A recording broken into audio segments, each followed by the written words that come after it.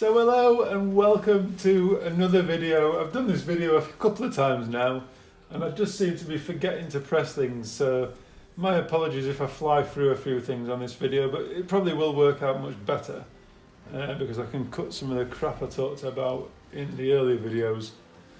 So I'll do this one just purely about the force feedback. I'll get onto that straight away and then we'll talk about a few issues with the game. So the best place to do this, I find, is in time trial event, because you can just adjust it, the track's going to stay the same, and it's just a more consistent area to get the force feedback set up. So if you go into the options menu and we go down to input, if you come across to the input reporting, you can see that by moving the wheel itself, I can get some figures to come up on here, and conversely, if I don't press anything, it should read 0. Perfect. So let's come back across to connect devices, and if we go into there and go to advanced settings, one of the things that initially bothered me was the throttle saturation, and I think this was set at 50, but it seemed to be too much. Whenever I was pressing the accelerator, it was almost at full whack as soon as I touched the pedal, about 2 millimeters of travel and I was at full whack. So I just increased this to saturate that effect a little more, and I've got it to around where I like it, to be honest. And that was the only thing I adjusted on there, just turning this soft lock option off as well. I don't know exactly how that benefits you because it doesn't tell you anything on the right hand side of the screen as to what any of these things do. And again on this one, you've got no idea what any of them are doing. So self-aligning torque just adds a little bit more force, trying to bring the wheel back to centre. And the steering centre force is the same thing. I've got no idea why there's two options there, but they do the same thing. I don't know why you would not want to have steering centering on, because that's just not like the real world. If you try and set off in a real car with the wheel turned, it doesn't remain in the same position.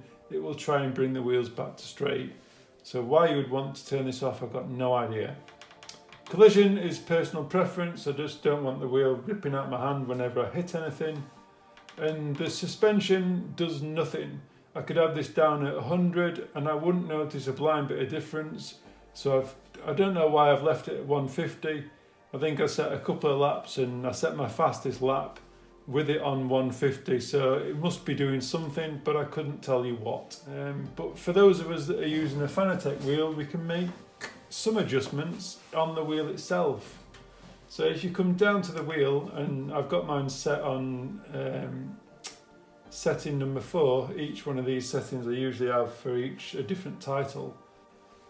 So if you move into the sensation, I've got it set to 560 because I'm using the McLaren wheel, and I don't really want to have a massive lock because I don't really want to take my hands off the wheel. It is quite awkward in a rally title to use this wheel, but 560 seemed to be around the area where it wasn't too twitchy. Anything less or down towards like the 560 area, and that's really struggling. Yeah, if you come down to like the 360 that I'd usually have on project cars too, it's just super twitchy.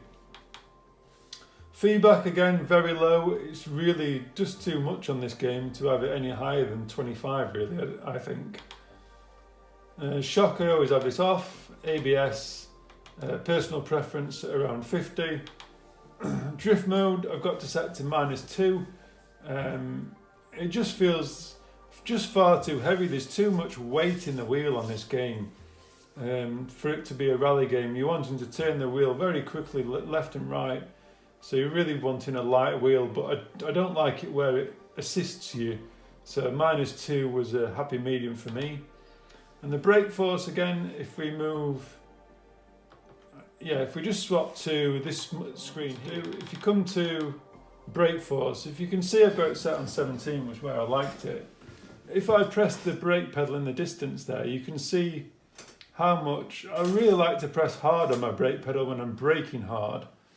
But if you put it onto say 15, I'm just keeping the pedal where it is there, and I turn the increments up on the steering wheel itself, you can see I have to apply less force to actually get it to where I want it. So if you're not wanting to press the pedal too hard, you can just adjust this on the steering wheel itself to increase that braking performance. And again, effects I've got set to 70. This was a happy medium as well, just to try and get some detail through the wheel of the circuit, but without causing too much vibration through the wheel really. Moving to input bindings, another failure of this game I just think is down to the fact that a lot of guys have keyboards now on consoles. They are eligible, especially on Xbox, and I haven't got enough buttons on my steering wheel to use it for all these things that are here. So this needs looking at. The best thing that you can do though is set the seat adjustment to front and back, or how you can see it here, so you can actually make use of the field of view. It would have been nice to be able to select this one as well, but I really can't be bothered to go around trying to work out what I do and don't need, because I'd rather have the use of being able to use everything, but it's just not possible. So with that said, that's it. That's all you can adjust. As far as the game goes itself, I think it's very much lacking in a career mode. Although there is a career mode, but I think it just chucks you right in at the deep end. For me, I don't tend to drive on rally games at all, and this is the first rally title I've had since getting my sim rig. And to be honest, I'd like to have seen a tutorial on what the co-driver's going on about, exactly what he means by his notes, and just to give you a little tour through that would have been really helpful, I think. What else is annoying? The sound losing midway through online games. I've had that happen already, and I've only had the game a day, so the sound issues there. The one thing that I do think they have nailed, and it is fantastic, is the engine sounds. It's the most authentic I've seen on any game so far, and it really does add so much to the game. It's unbelievable. So I would like to see Project Cars 2 do something about the sound quality, because if it is possible to get this cars sounding as good as they do in this game, I'd really like to see that carried across to Project Cars 2. As for the replays, you can't save any of your replays. If you have an amazing race online, well, just remember it in your own head, because you cannot save a replay. That's one of the things that's really disappointing. In fact, you can't even watch a replay from an online race, especially if you're doing rallycross, which is super disappointing. And that's about it. I'll turn a lap just to show you how the car handles. And I'll probably leave it there. So I hope you've enjoyed this very short video, and let's have a little thrash around in the Renault. Oh, that was one thing I thought I would just mention. I tend to go with this view here, but for some reason you can't have any of the details on the screen. But it's so much easier to be able to adjust this wheel to where you want it and the field of view that you want it in, but you can't really use very much else. But at least I can get it to where I sort of want it.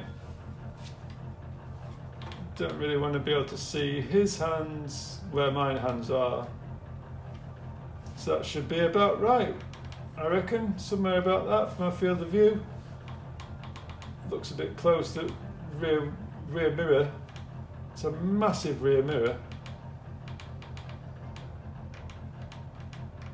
Somewhere about there, I think. And I don't know why, it just feels like the steering wheel's massive and the windscreen's tiny. But let's go for that. And listen to this sound as well.